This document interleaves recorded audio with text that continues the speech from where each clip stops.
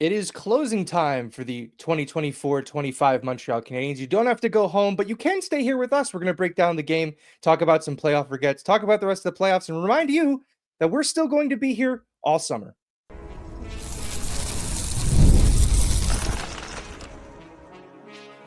You're Locked On Canadiens, your daily podcast on the Montreal Canadiens, part of the Locked On Podcast Network, your team every day.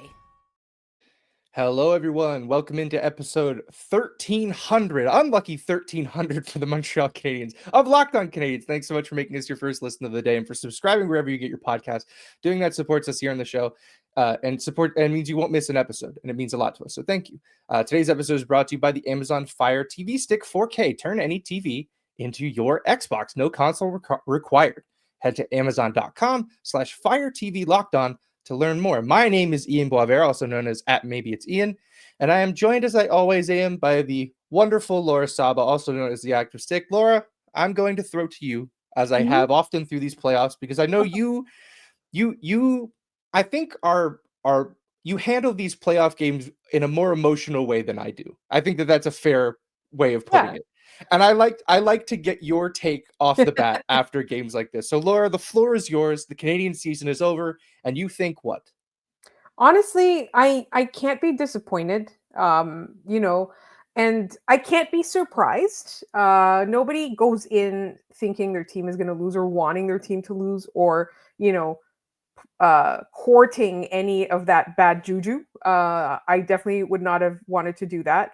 I think, before the playoffs started, we had talked about what do we want them to do in these playoffs, given that they made it in the last minute, and we didn't expect them to make it, and they were second last in October, and they were way out of the playoff picture in American Thanksgiving, and all of that kind of stuff. Everything that happened pre-Four Nations, which was a whole season in itself, right? Like even before they turned it on and made the playoffs, we said that we wanted this playoff series to be playoff school for the Canadiens. And I think they learned a lot.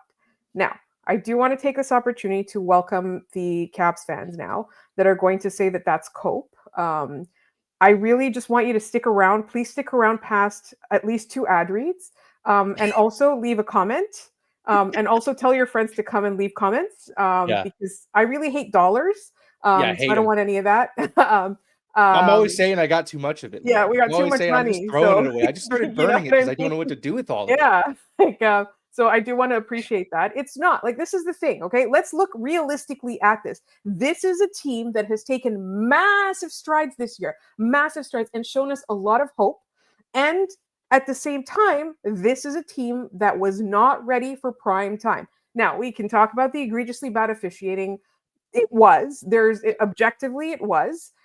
We can talk about a lot of stuff, but the fact of the matter is the Montreal Canadiens did not win this playoff series because they could not win this playoff series. They could not sustain momentum even when they had a lead. They could not, rise to the occasion earlier in the games, right? They could not meet the moment. They could not withstand, or they withstood the physical barrage, but they could not withstand the depth, all of that kind of stuff. They could not beat Logan Thompson, even though he's an eminently beatable goalie, right? They could not beat the Washington Capitals, even though they are a beatable team. So to me, that just says that this team is not ready, but that is not the end of the world. And we absolutely have to look at the moments like, every Slavkovsky moment in this series, every Josh Anderson moment in this series, right? The way Mike Matheson played in this series, the way Jakub Dobeš played in Game 5, despite, all of that. We have to look at that. We have to remember Samuel Montembeault hugging Dobeš coming off the ice, right? You want to remember when Nick Suzuki remembered there's ice in his veins. We want to remember the joy with the Caufield goals, because all of those things in the future are just going to happen more often, right? When this team has depth, we're going to see more goals. We're going to see more moments, right? So again, this isn't something to say that, we shouldn't be disappointed that the Canadiens aren't playing anymore, because they were fun. Like the vibes were fantastic. We love this team. Everything that they said about each other, right? Like we were very, very invested in the power of friendship. But at the same time, I think that what's going to be the most valuable at the end of the day is not even that feeling that they had when they lost this game and the series, the feeling they had at every game loss that they had, right? That the Yeah. four feelings, right? Like you put that together, but also the, the coaching masterclass that Marty St. Louis put together in game 3, right? He's going to learn from that and build from that, Yep. right? So if I am Kent Hughes, if I am Jeff Gorton, I'm thinking that my rebuild is way ahead of schedule. And it's going to be really difficult for the Montreal Canadiens really to maintain this and progress, because we've seen a lot of teams do this and then fall apart with toxic vibes in the room, or cap mismanagement, and constant choking in the first round. Like, we really want to avoid that. And the team they just played won a Stanley Cup after years of that, right? Yeah. Yep. Look, I think you've kind of unpacked a lot of the thoughts coming out of this playoff series. I will say, we keep mentioning playoff school, and that goes hand in hand with the officiating, right? Like, I know it was bad. It was obviously bad. The Canadians got jobbed in a lot of these moments. I'm not going to belabor the point, because one of the things that I tried to hammer home all season are the ball don't lie moments, where they get screwed by officiating and they decide, you know what? No, I didn't. And they take it back from the other team. We've seen them time and time again do that. I thought I when they went down 3-1, I started to sort of compartmentalize my thoughts on the entire season, right? Not to prematurely eulogize them, but as an exercise in perspective of trying to understand, okay, yes, they're down 3-1, but where did we come from? How are we here now? And I sort of look back at, like, what the Canadians told us all season, right? Whether it was, verbally or implicitly in the things that they did. It starts in the summer, right? When they draft Ivan Demidov, the thing we all wanted, the thing we all knew this team needed, they nailed it. They traded for Patrick Laine as a way of rewarding this team. They told us in that moment, we are going to get better. We're going to add to this group because we believe in this group. And then, at the draft, at the golf tournament, we get the in the mix, right? And it's sort of a meme, but it's really just a veiled way of saying we want to be better. We expect more of ourselves this year. We're so tired of tanking and seeing all of our guys leave at the deadline. We need to be better. And then in that preseason game, they watch two different parts of their rebuild go down. They see Patrick Laine get knee on knee by Cedric Paré and go down. And, that was harmful in that he was seen as a step forward, right? He was seen as a guy who the Canadians were hoping on to bring them into the next stage of their rebuild. And now he's gone for an unforeseen amount of time. And we see David Reinbacher go down, who is, a further part of the rebuild. So it seems like immediately we lost, two very critical parts of what we expected to be able to watch this year. And what that came down to was, we will need more from what we have, right? They needed more from the guys they had on the ice. They needed more from Cole Caufield, who was spectacular to start this season. I think we all kind of forget that. 10 goals in his first 11 games. That's the first month of the season. Nick Suzuki, 13 points in the first month of the season in 11 games. So he was over a point per game from the very beginning. Still, going into this season and going into the rest of the season, there wasn't much of a reason to believe. November 1st, they were 2 points out of last place. December 1st, they were 1 point out of last place. And what they told us in both of those instances was, we will not die. Like, we're not going away. And, that then goes into that holiday stretch where they play really well and they play themselves back into it, but they play themselves right back out of it leading into Four Nations. And, they lost 8 out of 9 leading into that break. And Nick Suzuki says to Kent Hughes, keep this group together. And Kent Hughes challenges his captain and says, go win games. And Nick Suzuki said, bet. We will win when it matters. They did. They went 15-5-6 the rest of the way. Suzuki had 37 points in 26 games after Four Nations. The dude was just on it. Caden Gooley, I will go back to this forever, that game against Carolina where he said, we're going to get her done. And we did. And they did. They went out there and they won those games. They will learn how to win those games. And finally, they make the playoffs as an 8 seed because they won the games when they needed to. So I just think that we've learned that all of those things that they said are true, but that they're not done with that. They still have to get more from what they have. They still have to prove that they won't die. They still have to get better. They still have to learn what the playoffs are like. They have a good taste of it after this first round. But the thing that I leave this season with is that they're just getting started. They're just learning all of this stuff, and they're already turning heads. Like people in the league are looking around and going, that's going to be their top power play unit for like the next forever. That's horrifying. You know, like I leave feeling just very optimistic and very secure in the fact that I think this rebuild is on the right path, which is I not think it's something a lot of ahead. teams get. I think it's ahead. I think it's not just on the right path, it's steamrolling, right? Because again, we wanted to be in the mix. We can't say those words anymore. Next year, they can't show up and be like, we want to be in the mix. Next year, they have No. to be like, we want to win at least 2 playoff rounds because now they've Yeah. set the bar so high that we're Yeah. not going to accept anything less, right? And here's the thing like, this at the end of this season, we've had these moments before. Oh, are the Canadians back? We've had them before so many times. But most of the time, let's be honest, when they've made the playoffs and they've exited the playoffs, we have had that feeling of they weren't good enough anyway, right? They were outplaying themselves. They were, they were Yeah. overachieving. We don't have that feeling anymore, right? Because we're like, this is not overachieving. This is the baseline. This is the absolute, Yeah. bottom, the basement. And I think this group, it gives me so much more hope than any other Canadians group I have seen in my years of being a Habs fan. I can't say lifetime because I was not that, 2001 is when it started, but right? Right. So Yeah. this I is hear this you. is the most optimistic I have felt, and it has a lot not just to do with the players but the front office as well. All right, we are getting Yeah. we're eating into the next segment right That's right. now. Yeah, we got to move on. But we're gonna bring the tone back to some unsavory parts of the 5-game series of that first round. Talk about what the Canadians might regret, and just try to figure out how they can learn. We talk about playoff school. What are they going to learn from this 5-game series? And we'll get into that in just a minute. Have you ever checked your bank account and wondered where did all my money go? Between dining out, online shopping, and entertainment, it's easy to lose track. Trust me. That's where Monarch Money comes in, your personal CFO, giving you full visibility and control over your finances. Monarch Money isn't just a budgeting app, it's a complete financial command center. You can track all your accounts, investments, and spending all in one place so you can stop just managing your money and start building wealth.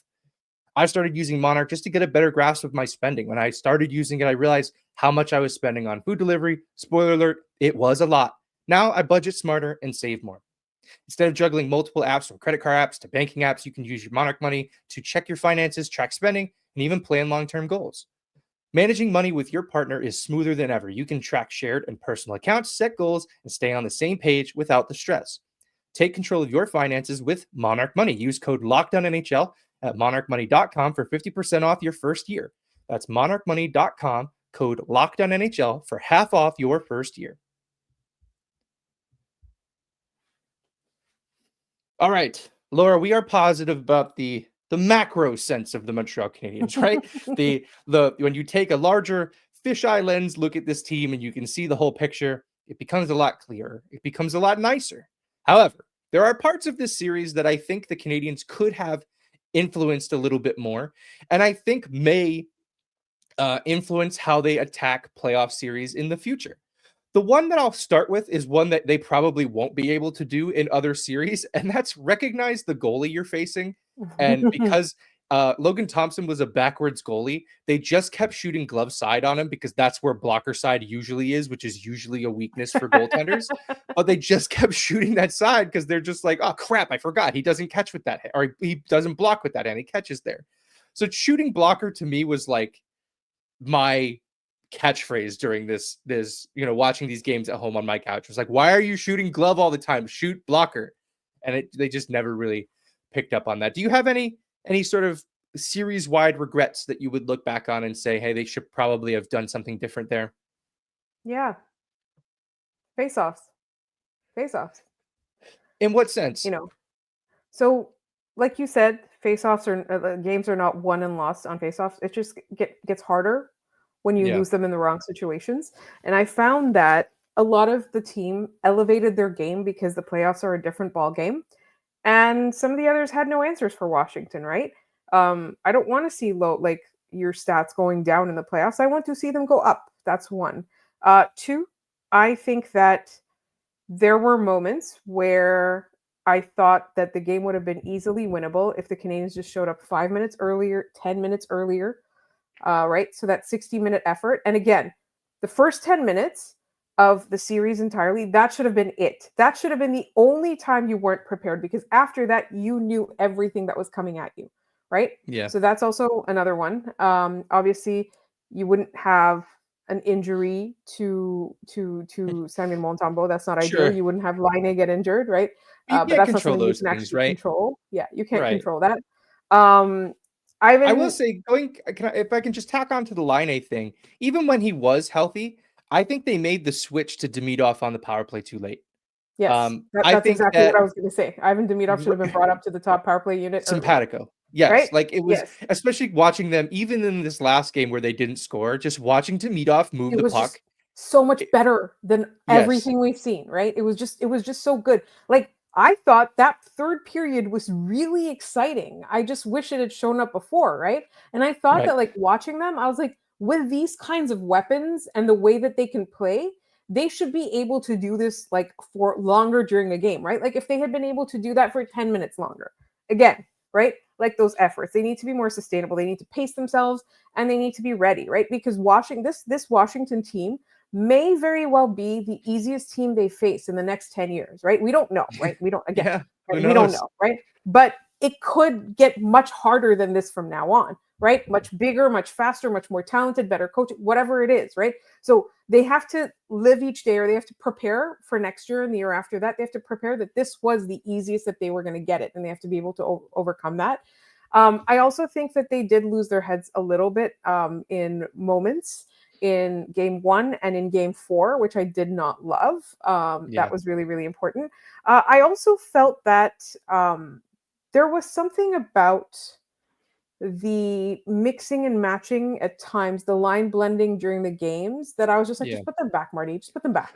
What did you think about the two line changes at the end of game 5, where it was Nick Suzuki essentially between Demidov and Newhook, and Evans between Caufield and Slavkovsky? I don't know that I loved those decisions, but again, we got 20 minutes of it, and whatever those lines actually played. So probably like 8 minutes of Yeah. figuring out what those two things were. What did you think of Yeah. those changes? I thought they were at least generating. I don't know if Yeah. they were generating anything, for Washington to worry about, but they were certainly generating more than the first two periods of the game, for sure. I also, like, honestly, I think in any situation you go down 3-1, there's very, very little hope that you're actually going to win the series. But what I would have changed is also try to win at least one more game. Yeah. Yeah. I One more mean, I game, think, you know, I think so. make it more Um, respectable. Yeah. Yeah, I think so too. I think the last thing that I really had again was a little bit more tactical, and it became a part of their game because it was actually generating some offense during the regular season, but the Capitals must have done the tape on this and realized we're not allowing this to happen. The Lane Hudson wristers from the point. We were so used to seeing them float their way to the net, sometimes get through, sometimes get tipped, sometimes go in. Even there were a lot of instances with Jaden Struble doing that as well, just floating the puck in and just hoping that it bounces off somebody and goes in. A lot of time, Uri Slafkovsky, a lot of his offense late in the season happened in moments like that. The Capitals did not give them an inch there. They were not buying what the Canadiens were selling. They shut down that part of their offense. And I thought that Lane Hudson was especially guilty of it. And again, it's not so much that Lane Hudson cost us a series. Incorrect. He was a point per game rookie as a defenseman. Like, that's crazy. But it killed a lot of rushes, and it's something that we give Mike Matheson a lot of flack for. Is Mike Matheson has never found a pair of shin pads that he hasn't wanted to hit with a puck. That's just his favorite thing in the world. And game 5 was like a master class in that. Yeah. Yeah, and I thought he was probably the best defenseman at getting the puck through, of course, in that moment. Like, he was getting pucks to the net. In fact, Yeah. once he shot blocker side, and Logan Thompson had to make a pretty big blocker Yes. save. And he did that through 3 guys. I loved it. Yeah. Yeah. So I think tactically, and I think this is something that Marty's going to chew on like all summer, because this is what he does, right? Yeah. He's a hockey nerd. He's going to chew on this and watch all of the things that his team could have improved on. The goal then, I think, when they come back, is to try not to overload them with all of that information, all that stuff Mhm. you were stewing on all summer. They're still a young team. You can't teach them a million things at once. The last one of the last things I'll have on this is really, I thought a lot of times they were trying to pick up the puck, and in their mind they were 6 steps ahead. Yeah. They were going to pick up the puck, and Cole Caufield would go, and he would go to pick it up, and in his mind, he's already had a shot on goal, and he's in the neutral zone. Like they got so far ahead of themselves, and I think that's part of the learning aspect of this Yeah, is recognizing that you're not gonna do that every play. You're not gonna you be have able to to. anticipate, but you can't get too far in that. Yeah, Um, yes. Yeah, yes. your brain can be in that moment, but your body has to be in this moment. Like you Yeah, have to complete the play exactly. that you have now. Yes. So I thought that was again, something that I think you'll see a lot of young teams do. And hopefully the Canadians aren't this young team for very long, right? They can take that next step and Yes. become a team that can win playoff series. So I have two things. The first thing is I want to ask if we can bring out the mic meter just one last time because there's not gonna Yeah, be we any more have to. games Who for a knows? It might month. be his last game. Who knows? Yeah, Let's bring it out. yeah. Yeah, I got you. Time for the mic meter. I give it a solid 4. I thought he was great. Yeah, Yeah, I really did like his game. yeah. I would have given him a 5 if he'd extended the series with that, all of that. So that was one of the things I wanted. The other thing I wanted was just, you're talking about like Marty. I don't know if anyone here has watched The Queen's Gambit, but there's, it's about chess and all that, and the main character kind of like imagines and conjures up like chess moves like while she's sleeping, like she like conjures them up and it looks like she's drawing them on the ceiling at night. And so I'm imagining Marty doing that with X's and O's at hockey. He's like lying in bed and he's conjuring up on the ceiling like his little like iPad thing, like he's doing the X's and O's. So Yeah. that's just my thing. Also, Caps fans who are here to troll, please stick around until the end of this next break. Yes. Yeah, please. I mean, it would hate us. We would hate it so much if you just kept feeding us the ad revenue and keep feeding the algorithm, telling people that people in the DMV love to hear about the Montreal Canadiens for some reason. Anyway, we'll leave that there. When we come back, we're going to take a Habs fans guide or look at the rest of the playoff bracket, see what we're watching for, see who you should be cheering for, and we'll see how we're going to watch the rest of the playoffs when we come back.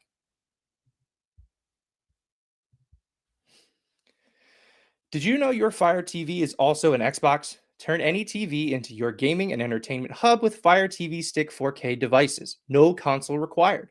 Just grab your paired controller and subscribe or sign in to Xbox Game Pass Ultimate with EA Play included, and you're ready to play. Dive into hundreds of premium titles from EA Sports College Football 25, one of my personal favorites from the last year, to Call of Duty, Black Ops 6, and Avowed. As easily as you stream your favorite shows. It's gaming made simple, and it's all on your Fire TV.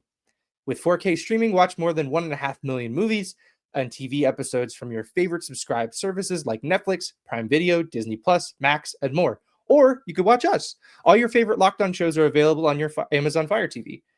Gaming is getting expensive these days, and as somebody who plays a lot of video games, it's starting to hurt the wallet a little bit more. But with my Fire TV, I can play high-quality Xbox games at a fraction of the cost of a console. And if you already have a console, that's great. A Fire TV stick is still more affordable and easier to travel with, allowing you to take your games wherever you plug in. I'm a big fan of that. I travel for work. I like to bring those things with me, and Fire TV makes that easier than ever. Head to Amazon.com/Fire TV Locked On to get started. Xbox Game Pass Ultimate subscription and compatible controller required.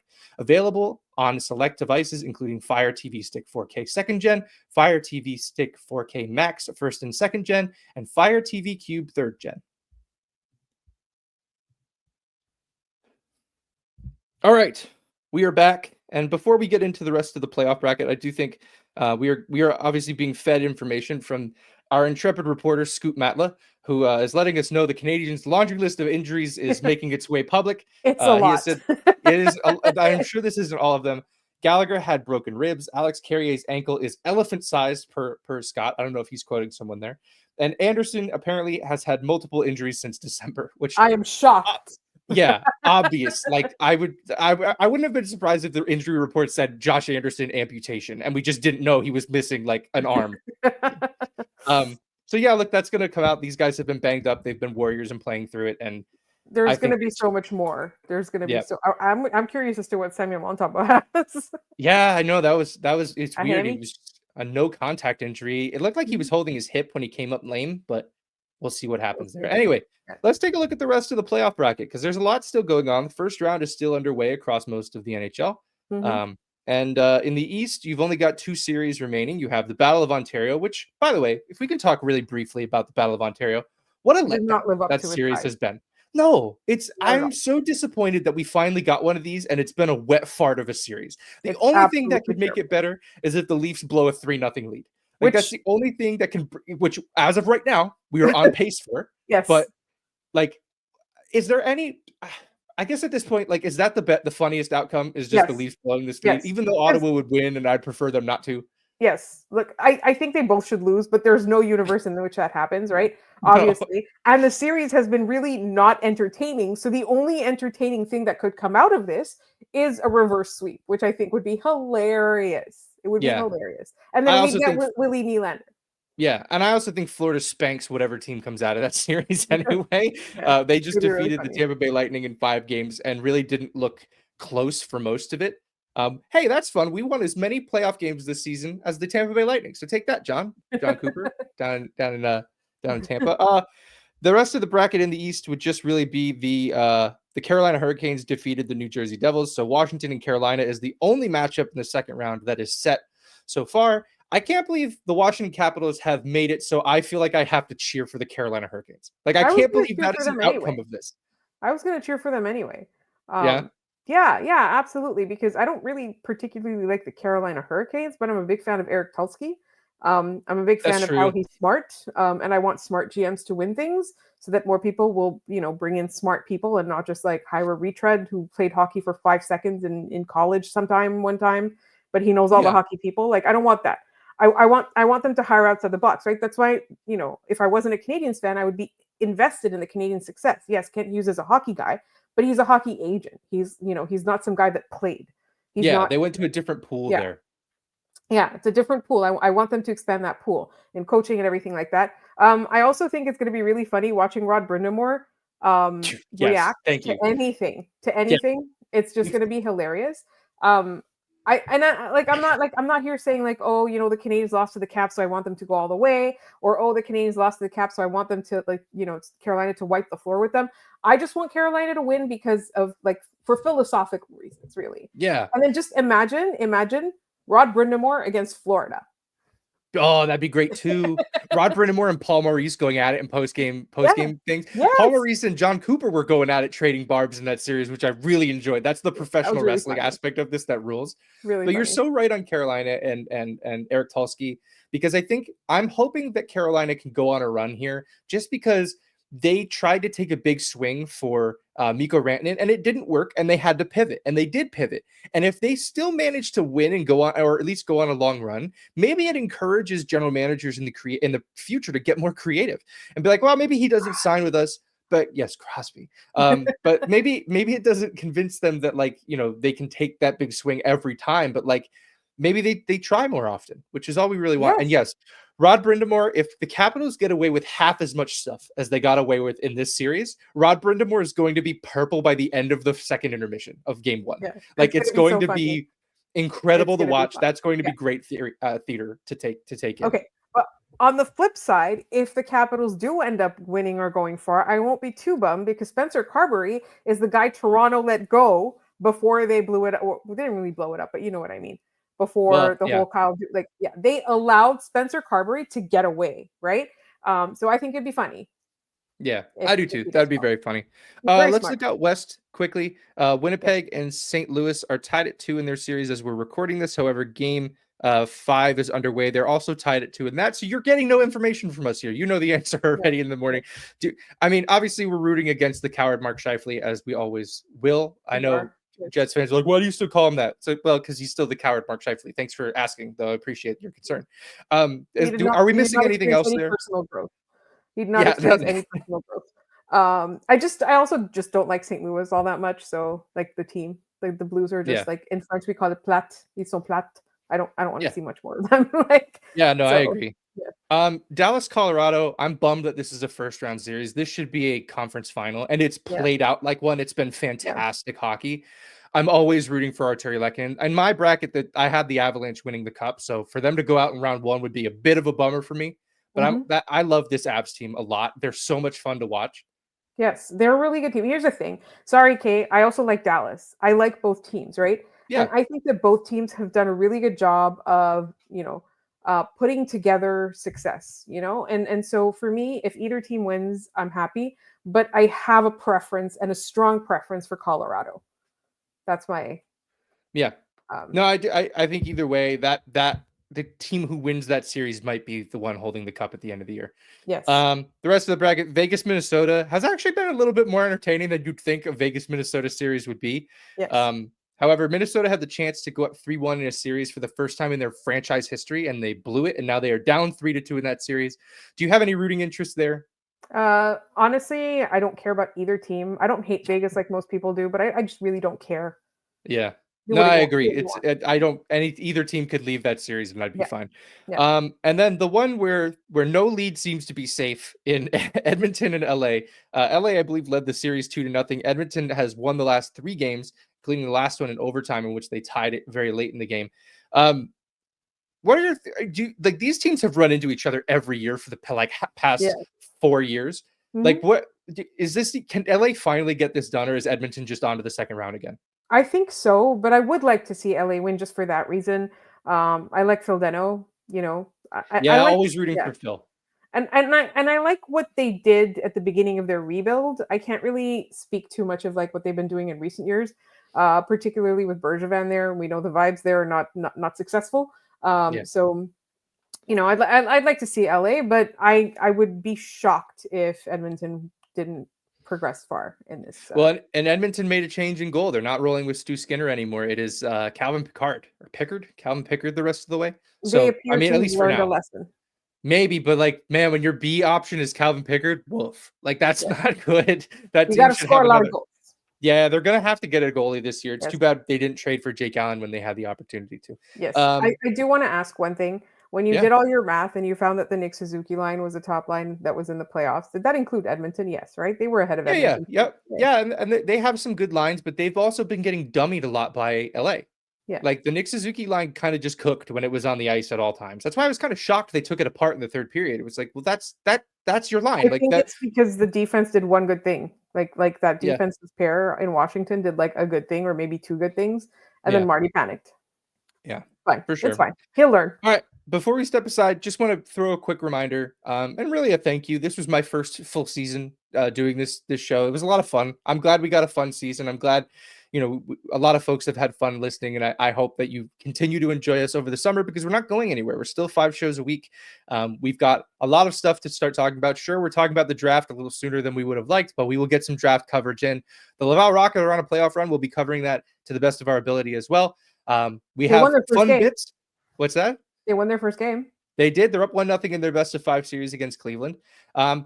Bits are going to be making a comeback. My rumor roundup hats have been staring at me like the Green Goblin mask, telling me to put them back on. So we'll be doing that eventually. 2C or not 2C is going to be a hit until we find out who their second line center is going to be next year. So, stick with us. We're very excited to bring you guys a lot of fun off-season content. Yeah. And, it's been I just want to thank folks for sticking with us this year and for making this a really fun season. And I already cannot wait until next year. Like, I'm very excited to bring this, to run it back next year. It's going to be a lot of fun. Yeah, but just like Cole Caufield, don't get too ahead of yourself because we have so much off-season content coming, and people should be subscribed. Why? Why should people be subscribed? Oh, because you can win these cool signed pictures of Montreal Canadiens. Yes.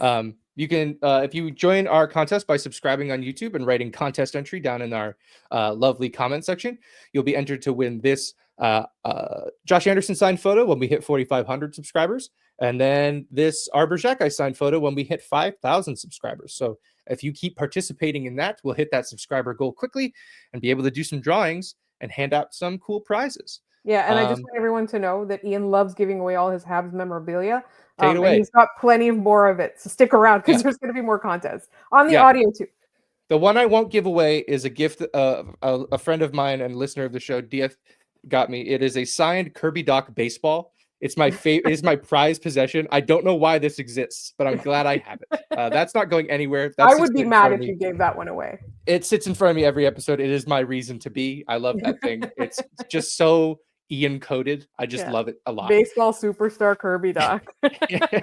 All right, let's hit our trivia question. I don't have a trivia question for today. We were too hard in our feelings. So today's trivia question, or yesterday's, was how many wins all time do the Habs have when facing elimination in the playoffs? The good news is the answer is the same as it was yesterday when I asked the question. No one had the answer right. The answer was 64. They lead the National Hockey League in wins when facing elimination, but they will have to wait another year potentially to add to that total. But thanks again for listening and for making Locked On Canadiens your first listen of the day. We really appreciate it today and every day. I know today's hard, but hey, chin up. This was a really fun season, and we're going to be with you guys all summer talking about probably Sidney Crosby being a Montreal Canadien pretty regularly. We're going to talk about that all the time. So thanks for making us your first listen of the day. For your second listen, check out the all-new Locked On NHL Game Night. Every game, every night, until the Stanley Cup champion is crowned. Get local analysis on a national scale. Find NHL Game Night on Locked On NHL on YouTube or wherever you listen to your podcasts. We are also available on Amazon Fire TV.